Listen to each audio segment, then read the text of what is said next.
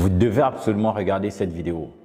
Tout le monde est un génie, mais si vous jugez un poisson à sa capacité à grimper à un arbre, il passera sa vie entière à croire qu'il est stupide.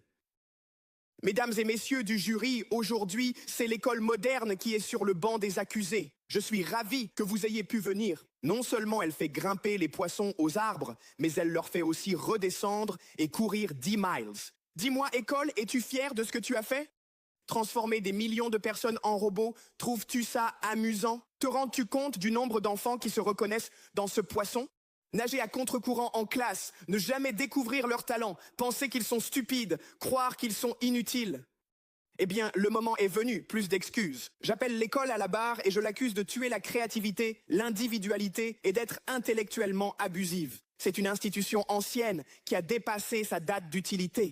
Alors votre honneur, cela conclut ma déclaration d'ouverture et si je peux présenter les preuves de mon dossier, je le prouverai.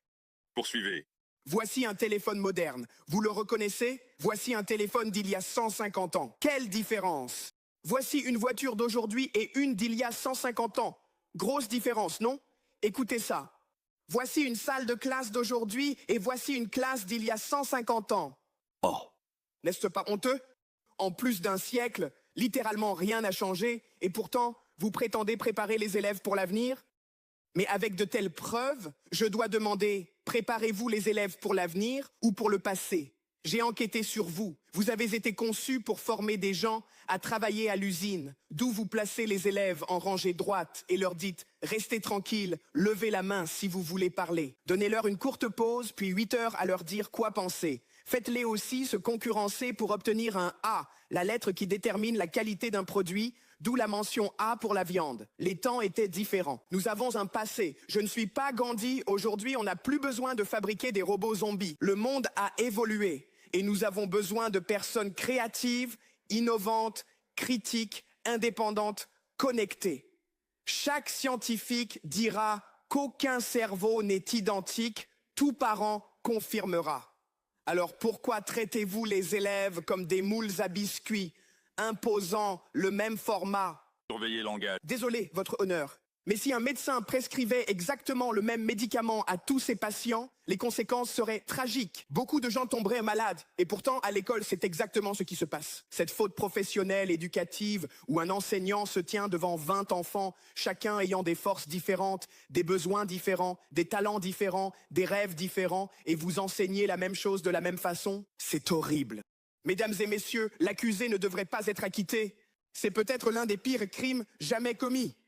Et parlons de la façon dont vous traitez vos employés. Objection. Objection rejetée. Écoute. C'est une honte. Je veux dire, les enseignants ont le métier le plus important au monde. Et pourtant, ils sont sous-payés. Pas étonnant que tant d'élèves soient des lésés. Soyons honnêtes. Les enseignants devraient être payés comme les médecins, car un médecin sauve la vie d'un enfant, mais un enseignant change la vie d'un enfant. Les enseignants sont des héros, pas le problème. Ils travaillent dans un système sans option ni droit. Les programmes sont faits par des décideurs, souvent sans expérience, obsédés par les tests. Penser que cocher une case à choix multiples détermine la réussite est absurde.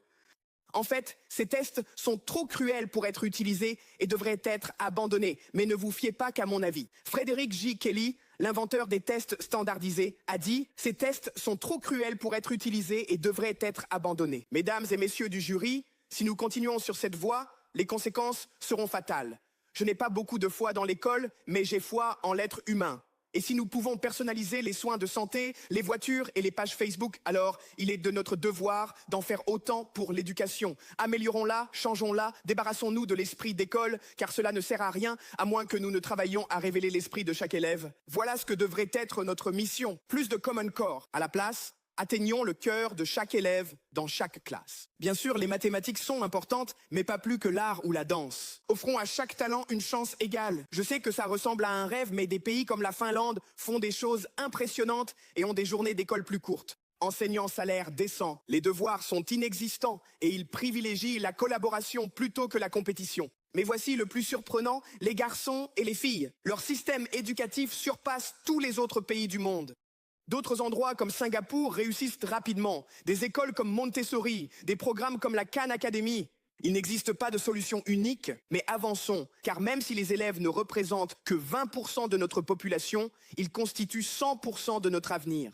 Alors écoutons leurs rêves et rien ne pourra nous arrêter dans ce que nous pouvons accomplir. C'est un monde dans lequel je crois, un monde où l'on n'oblige plus les poissons à grimper aux arbres. Alors, si tu veux recevoir ce genre de contenu, n'oublie pas de t'abonner à notre compte.